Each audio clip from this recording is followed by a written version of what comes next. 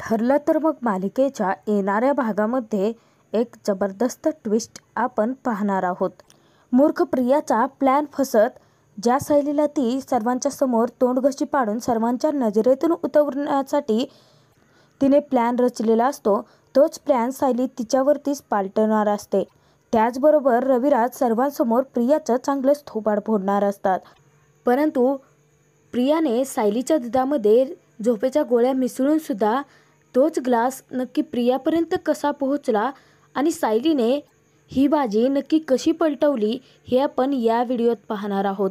तर व्हिडिओ शेवटपर्यंत नक्की पहा. सुभेदारांच्या घरामध्ये गणपती बाप्पांचं आगमन झालेलं असतं, तेव्हा सर्वजण प्रियाची खूप वाट पाहतात. एवढंच नाही तर अस्मिता, रविराज हे सगळेच जण जाऊन तिथे प्रियाला उठवण्याचा खूप प्रयत्न करत असतात. परंतु प्रिया गाढ झोपी गेलेली असते. रविराज, घरातले सगळेच जण प्रियावरती खूप चिडलेले असतात. तेव्हा पूर्णाजीने एक खूप मोठा निर्णय घेतलेला असतो की जर प्रिया नसेल तरीसुद्धा रविराज आणि प्रतिमा दोघेही सायलीला तिची मुलगी मानतात.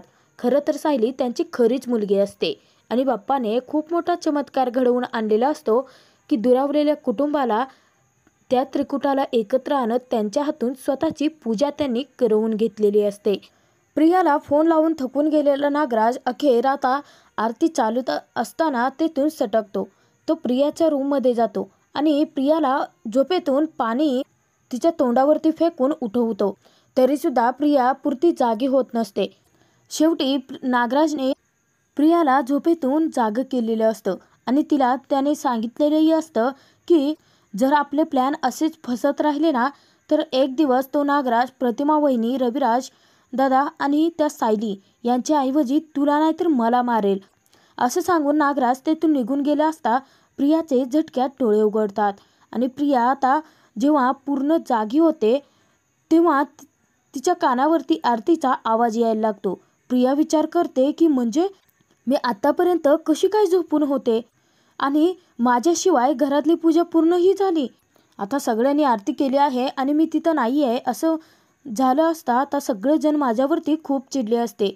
असा विचार करून प्रिया जेव्हा बाहेर आलेली असते त्याच वेळेस रविराज, प्रतिमा दोघी आरतीची थाळी सायलीच्या हातामध्ये देतात. तेव्हा सायली आरती करत असता प्रिया तिथे येते आणि जेव्हा प्रिया सायलीला आरती करताना पाहते तेही रविराज, प्रतिमाच्या साथीने त्याच वेळेस प्रियाच्या डोक्यात तिळक जाते आणि प्रियाला आता काहीच सुचत नाही. ती खूप चिडलेली असते सायलीला पाहून आणि त्या रागाच्या भरामध्ये प्रिया पुढे येते. पुढे येऊन ती सायलीचा हात पकडते. तेव्हा सगळेजण आता थांबतात. चालू आरतीमध्ये प्रियाने खूप मोठा खोडा घातलेला असतो आणि त्यातून मूर्खपणा तर करायलाच लागलेली असते. सायली तिथे विचारते की काय झालं प्रिया, तू अचानकपणे माझा हात का पकडलास? तेव्हा प्रिया विचारते की तुझी नाटकं मला कळत नाही आहेत असं वाटतं का? हे सगळं तू मुद्दाम करते आहेस ना? आज तर गणपती बाप्पांची प्रतिष्ठापना माझ्या सोबत माझ्या आईवडिलांच्या हस्ते होणार होते ना, मग तू कशी काय इथे मध्ये आले? तेव्हा तिथे सायली सांगते की हे बघ प्रिया, तू मला पाहिल्यानंतर चिडली असशील, परंतु मी एक सांगते की मला पूर्णाजीने स्वतः सांगितलं म्हणून मी इथे आले होते आणि त्यांच्याच आग्रहामुळे मी रविराज काका आणि प्रतिमा आत्या यांच्यासोबत गणपती बाप्पांच्या प्रतिष्ठानाची पूजा केली. मी स्वतःहून काहीच नाही केलं आहे. तेव्हा तिथे प्रिया चिडते आणि सायलीलाच खूप काही सुनवत म्हणायला लागते की तुला काय वाटतं की तुझी ही नाटकं मला कळत नाही आहे का? हे सगळं तू मुद्दाम केलं आहे. आज हा मला मिळालेला मान होता आणि तो सुद्धा तू हिरावून घेतला. आतापर्यंत सगळ्या गोष्टी तू माझ्या हिरावूनच घेत आली आहेस, परंतु ही गोष्ट मी तुला हिरावून घेऊच नाही देणार आहे. माझा मानही हिरावून घेतलास, हळूहळू माझे आईवडीलही हिरावून घेशील, तुझा काही भरोसाच नाही आहे ना असं म्हणून प्रिया तिथे आता सायलीच्या हातून थाळी ओढायला लागते. तेव्हा सायली सांगते की अगं प्रिया, असं मूर्खपणा करू नकोस, अगं थाळी सोड, खालती पडेल. प्रिया ऐकून घ्यायला तयार नसते. समोर आता प्रतिमा असते. प्रतिमा प्रियाला थांबवण्याचा प्रयत्न करता प्रिया आता रागाच्या भरामध्ये सायलीच्या हातात जी थाळी असते ती मुद्दाम प्रतिमाकडे ढकलायला लागते आणि थाळीमध्ये आरती करण्यासाठी आरती आणि त्यातून कापूर जो पेटवलेला असतो त्याची हाय आता प्रतिमाच्या चेहऱ्याला लागायला लागते आणि प्रतिमाला त्रास व्हायला लागलेला असतो. परंतु मूर्ख प्रियाला त्याच्याशी काहीच घेणं देणं नसतं. त्याचमुळे सगळेजण आता प्रियाला थांबवण्याचा खूप प्रयत्न करत असतात, परंतु ऐकेल ती प्रिया कसली. तिला एकतर सायलीकडून बदलाच घ्यायचा असतो, त्यातून तिचा मान आता सायलीच्याकडे गेला आहे म्हटल्यानंतर ती आणखीनच चिडलेली असते. प्रतिमाला त्रास होतो आहे हे लक्षात येतात रविराज पटकन पुढे येतात. रविराज प्रतिमाला पटकन बाजूला खेचतात आणि प्रियाच्या सणकन थोबाडीत वाजवतात. शेवटी प्रियाला त्यांनी भानावरती आणलेलं असतं. रविराज चिडतात आणि म्हणायला लागतात की तन्वी, तू काय करतेस? तुला तरी कळतं आहे का? तू जे करते आहेस त्यामुळे तुझ्याच आईला त्रास होतोय हे तुला साधं पाहता नाही आलं का? नागराज तिथे मनोमन म्हणतो की ही मुलगी ना इतकी मूर्ख आहे. एकतर त्या सायलीला झोपेच्या गोळ्या खाऊ घालणार, स्वतःच खाऊन झोपली होती गाढ. त्यातून सुभेदारांच्या घरातला सगळ्यात मोठा मान मिळाला होता. सगळ्यांच्या गुड बुक्समध्ये राहण्यासाठी हिला चान्स मिळाला होता, तोही घालवला, प्लॅनही फसवला आणि आता येऊन मूर्खपणा करते आहे. स्वतःच्याच पायावरती स्वतःच कुऱ्हाड मांडून घेते आहे. प्रिया तिथे म्हणायला लागते की बाबा, परंतु हा मान माझा होता ना, मग या सायलीला घ्यायची काय गरज होती? तेव्हा तिथे रविराज सांगतात की तन्वी, तुला साधी अक्कल नाही आहे का? अगं चालू आरतीमध्ये तू सायलीचा हात पकडून तिच्या हातून आरती हिसकावून घेते आहेस. तू काय वागते आहेस? तुला तरी कळतं का? तेव्हा तिथे पूर्णाजी सांगते की तन्वी, अगं पूर्णाजी प्रियाची चांगलीच कान उघडणी करते. तिला सांगते की तुला तर माणसांची कदर नाहीच नाही, परंतु आज तुला देवाचीही कदर नाही. अगं तुला एवढं लक्षात नाही आलं का? आज गणपती बाप्पांचं घरी आगमन होणार आहे. तुझ्यावरती विश्वास ठेवून मी तुला एक जबाबदारी सोपवली होती की रविराज प्रतिमाच्या साथीने आज तू पूजा करशील, परंतु नाही. आमच्या सगळ्यांचा विश्वास पुन्हा तू धुळीला मिळवला. दिलेल्या संधीचं सोनं करण्याऐवजी ती वाया घालवलीस आणि वरून आता सायलीला बोल लावते आहेस. तिथे प्रिया आता रडण्याची नाटकं करत म्हणायला लागते की सॉरी पूर्णा आजी, अगं मला नाही कळत आहे की मी एवढा वेळ झोपीच कशी गेले होते. ज्यावेळी मला जाग आली त्याच वेळेस माझ्या कानावरती आरतीचा आवाज पडला आणि मी धावत बाहेर आले आणि जेव्हा मी सगळ्यांना इथे एकत्र आरती करताना पाहिलं तेव्हा मी सायलीला पाहिलं आणि प्रत्येक वेळेस माझ्या गोष्टी हीच हिरावून घेता आल्या आहे पूर्णाची. आतापर्यंत हिने माझ्यापासून किती आणि काय काय हिरावून घेतलं आहे तुम्हालाही चांगलंच माहिती आहे. तेव्हा तिथे कल्पना प्रियाची खरडपट्टी काढत तिला सांगते की तन्वी, सायलीने कोणतीही गोष्ट हिरावून घेतलेली नाहीये, तर तिच्या संस्कारांनी आणि गुणांनी मिळवली आहे तिने. आम्ही उगाच सायलीचं कौतुक नाही करत. आणि एवढंच नाही तन्वी, तर तुझी आई प्रतिमा, तिचंही आता सायलीशिवाय पानही हलत नाहीये. एवढं तरी भानावर ये आणि लक्षात घे या गोष्टी. सगळेजण आता आपल्यावरती चिडले आहेत म्हटल्यानंतर प्रियाला या सगळ्यातून बाहेर पडायचं असतं आणि सगळ्यांच्या मनात स्वतःचं स्थान निर्माण करायचं असतं. म्हणून नाटकं करत म्हणायला लागते की बाबा खरंच माझ्यावरती विश्वास ठेव पूर्णाची, मी एवढा वेळ कशी झोपी गेले माझं मलाच कळलं नाही. प्रिया रडण्याची नाटकं करायला लागताच तिथे आता पूर्णाजी सांगते की तन्वी, बस कर तुझी नाटकं. तुझ्या या नाटकाला आता कोणीच भुलणार नाहीये. तुला चांगलंच माहिती झालं आहे की थोडं रडलं केलं की सगळेजण तुला माफ करतील, परंतु यावेळी तुला माफी नाहीच आहे तन्वी. तर तिथे आता रविराज सांगतात की आज ना तू अगदी मला लाज आणून सोडले आहेस. सगळ्यांच्या समोर तोंडघशी तर पाडलंच, परंतु तुला एवढं भान नाही राहिलं की तुझ्यामुळे तुझ्या आईला त्रास होतो आहे. त्या आरतीचा चटका जर तिला बसला असता, तिला पोळलं असतं तर.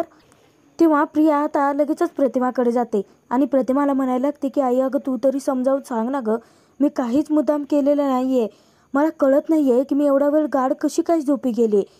मी तर कालपासून किती एक्साइटमेंटमध्ये होते. मला किती आनंद झाला होता की मी आज आईबाबांसोबत गणपती बाप्पांची प्रतिष्ठापना करणार आहे. सायली तिथे मध्यस्थी करते आणि सायली सांगते की रविराज काका, पूर्णाजी, मला माफ करा की मी तुमच्यामध्ये बोलते आहे, परंतु मला मनापासून हेच वाटतं आहे की तुम्ही सगळ्यांनी प्रियाला माफ करून टाकावं. तेव्हा प्रताप म्हणतो की अगं सायली, अशी कशी बोलते आहेस तू?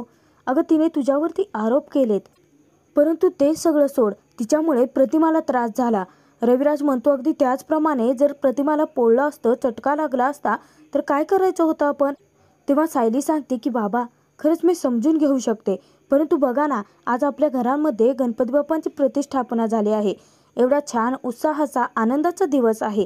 सगळेजण आता खूप आनंदी आहेत, उत्साहात आहेत. त्यांच्या आनंदावरती विरजन नको ना. आणि प्रियाकडून चूक झाली आहे मी मान्य करते, परंतु ती म्हणते की ती इतकी गाढ कशी झोपी गेली तिचं तिलाही कळत नाहीये. आणि कोणी असं सणासुदीच्या दिवशी मुद्दाम तर नाही ना करणार बाबा. पूर्णाजी प्लीज, आजचा दिवस तरी आपल्या घरात वादविवाद नकोत ना. तेव्हा पूर्णाजी सांगते की पाहिलं तन्वी, इतके वेळ ज्या सायलीला सुनावत होती, ज्या सायलीवरती चिडून तिलाच बोल लावत होती, त्याच सायलीने आज तुला आमच्यापासून वाचवलं आहे. जाऊ देत, आजचा दिवस तुला माफ करतो आम्ही, कारण आम्हाला घरात आता तमाशा नको आहे. जा, जाऊन तयार होऊन ये. असं जेव्हा पूर्णाजी प्रियाला सांगते तर प्रिया आता तेथून रागानेच निघून जाते. तर नागराज तिथे सांगतो की दादा, मला मान्य आहे की तन्वीकडून चूक झाली आहे, परंतु आपण तिला आता समजून घ्यायला हवं. मी तिच्याशी बोलून बघतो. असं सांगून नागराज तिच्या पाठोपाठ गेलेला असतो. तेव्हा नागराज तिथे प्रियावरती हसत म्हणायला लागतो की काय तर म्हणे प्लॅन करणार. प्लॅन आम्ही तुझ्याकडून शिकून घ्यायचा होता ना, हा असा प्लॅन करतेस का तू? तुझे सगळे प्लॅन फुसकेच असतात प्रिया. आतापर्यंत इतके सगळे प्लॅन केलेस तू, काय झालं? प्रत्येक वेळेस ती सायली वाचलीच नाही या सगळ्यातून. आणि आता तर त्या सायलीने प्रतिमा वहिनीला इतकी स्वतःची भुरळ घातली आहे ना की सायली जे म्हणेल तेच प्रतिमा वहिनी करते. आजही मी माझ्या डोळ्यांनी प्रत्यक्षात पाहिलं की सायली काही न बोलता सुद्धा प्रतिमा वहिनी आणि दादा दोघेही एकत्र पूजा करत होते. हळूहळू जर प्रतिमा वहिनींना सगळं आठवलं ना तर तुला आणि मला जेलमध्ये खडी फोडायला जावं लागेल. तेव्हा तिथे प्रिया म्हणते की तुम्ही आता माझ्या जखमेवरती मीठ चोळू नका. एकतर मला कळत नाही आहे की एवढा वेळ मी कशी काय गाढ झोपी गेले. तेव्हा नागराज तिथे विचारतो की हां, खरं ते विचारायचंच राहिलं, कदाचित ज्या गोळ्या तू सायलीला द्यायला गेली होती त्या गोळ्या तू स्वतः तर नाही ना घेतल्या? इतका मोठा मूर्खपणा कोण करतं प्रिया? तिथे प्रिया सांगते की हो, एकतर मलाही काहीच माहीत नाही आहे. मी सायलीच्या ग्लासमध्ये झोपेच्या गोळ्या मिसळल्या होत्या आणि तो ग्लास मी सायलीला स्वतःच्या हाताने स्वतःहून दिला होता. आता मलाच कळत नाही आहे की ते दूध ती सायलीच्या ऐवजी मीच कशी काय पेले. अचानकपणे तो ग्लास कसा काय बदलला गेला. सगळ्यांच्या नजरेतून मी उतरलेच आणि पुन्हा एकदाच त्या सायलीने सगळ्यांची मनं जिंकलीत. तेव्हा नागराज आता प्रियावरती हसत म्हणायला लागतो की वा प्रिया, प्लॅन चांगला होता, परंतु सब सेल फसला आहे. काय तर म्हणे माझ्याकडून प्लॅन शिका. झोपेच्या गोळ्या घेऊन इतकी गाढ झोपली होतीस की मी एवढं पाणी तुझ्या तोंडावरती ओतलं तरीही तुला जाग आली नाही. इतक्यातच सायली येते आणि म्हणायला लागते की झोपेच्या गोळ्या. तेव्हा नागराज आणि प्रिया घाबरून आता सायलीकडे पाहायला लागतात. तर तिथे आता नागराज शब्द पालटत म्हणायला लागतो की नाही म्हणजे झोपेच्या गोळ्या घेतल्यासारखं तन्वी किती गाढ झोपी गेली होती सायली. अगं मी तर येऊन किती उठवण्याचा प्रयत्न केला होता, परंतु ही उठलीच नाही. तेच मी तिला सांगत होतो. तुझं काही काम होतं का सायली? तेव्हा सायली सांगते की हो, प्रियाशी मला थोडं बोलायचं होतं म्हणून आले होते. तेव्हा नागराज सांगतो की ठीक आहे, तुम्ही बोला, मी बाहेर दादा वहिनी आणि पूर्णाजीची बोलतो. असं सांगून नागराज तेथून जातो.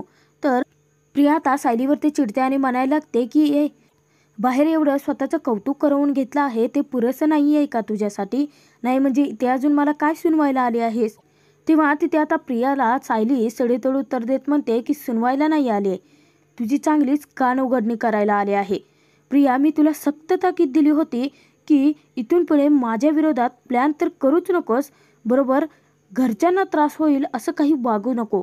आणि तू पुन्हा तेच केलं. तुझा एक गुन्हा झाकायला जावा तर तू दुसरा काही ना काही गुन्हा केलेलाच असतो. तिथे प्रिया आता घाबरते आणि म्हणायला लागते की गुन्हा? मी कसला गुन्हा केला आहे? मी काहीच नाही केलं आहे. मुद्दाम प्रिया आरोप फेटाळत असते. सगळं माहिती असून सुद्धा सायली प्रियाला सांगते की प्रिया, तू काय केलंय आणि काय नाही हे मला चांगलंच माहिती आहे. तूच माझ्या दुधाच्या ग्लासमध्ये झोपेच्या गोळ्या मिसळल्या होत्यास ना?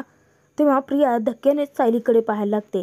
तर सायली विचारते की आता ही गोष्ट मला कशी कळाली हे तुला समजत नाही आहे असं ना?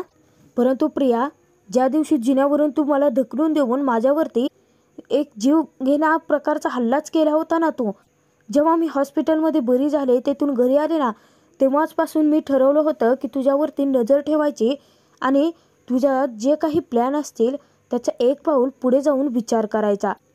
तू जेव्हा घरातल्या सगळ्यांसमोर तू मसाले दूध बनवण्याचा विषय काढला होता ना, तेव्हा सगळ्यांना कौतुक वाटलं असेल, परंतु मला ना तुझ्यावरती तेव्हाच शंका आली होती की अचानकपणे कारस्थान करणारी, दुसऱ्यांचा जीव घेण्याचा प्रयत्न करणारी प्रिया अचानकपणे एवढी चांगली कशी काय वागायला लागली.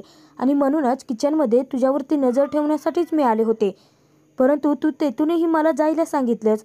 म्हणून मी जरी अलीकडे सगळ्यांच्या सोबत बोलत गप्पा मारत जरी बसले असले ना, तरीही माझं तुझ्याकडे लक्ष होतं प्रिया.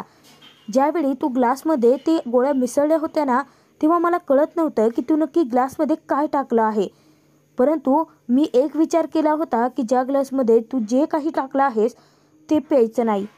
मग तो ग्लास जर मी नाही घेतला तर सगळेजण मला प्रश्न विचारतील आणि त्यातून तुला ऐती संधी मिळेल मला सगळ्यांच्या समोर खालती दाखवायची.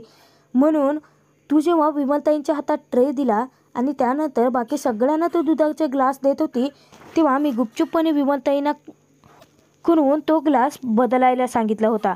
विमलताईला हे कळलं नव्हतं की मी असं का करते आहे, परंतु मला फक्त तुझा प्लॅन हाणून पाडायचा होता, म्हणून मी हे सगळं केलं. तेव्हा तिथे प्रिया आता चकितच झालेली असते. सायलीने प्रियाचा एक पाऊल पुढे जाऊन विचार करत प्रियाचा डाव तर हाणून पाडलेलाच असतो, परंतु मूर्ख प्रिया आता स्वतःच्या पायावर कुऱ्हाड मारून घेत सगळ्यांच्या नजरेतून उतरलेली असते. प्रियाला सायली सक्त ताकीद देते की हे बघ प्रिया, तुला वाटत असेल की तू जे करते आहेस गुन्हे ते सगळे अपराध मी लपवत राहीन, परंतु तसा गैरसमज करून घेऊ नकोस हां प्रिया. आता ही शेवटची वेळ आहे. इथून पुढे तू जर माझ्या विरोधात काही प्लॅन केला आणि सगळ्यांना जर या गोष्टीचा त्रास झाला आणि या सगळ्यांमध्ये प्रतिमातेला जर सगळ्यात जास्त तू त्रास दिलास तर त्या दिवशी तुझे 100 अपराध भरवत सगळ्यांच्या समोर तुझं खरं रूप घेऊन येईन प्रिया. एवढं लक्षात ठेव, गाठ माझ्याशी आहे, असं सांगून सायली तेथून निघून जाते. सायलीने प्रियाचा चांगलाच पान उतारा केलेला असतो, त्याचबरोबर तिला धमकी दिलेली असते. तिला सक्त ताकीद देऊन तिची कानउघडणी करण्याचा प्रयत्न केलेला असतो. परंतु आता मूर्ख प्रिया सुधारणार की परत एकदा आता दुसरं कारस्थान करून पुन्हा एकदा स्वतःच्याच जाळ्यात अडकणार का, हे पाहणं खूप मनोरंजक ठरणार.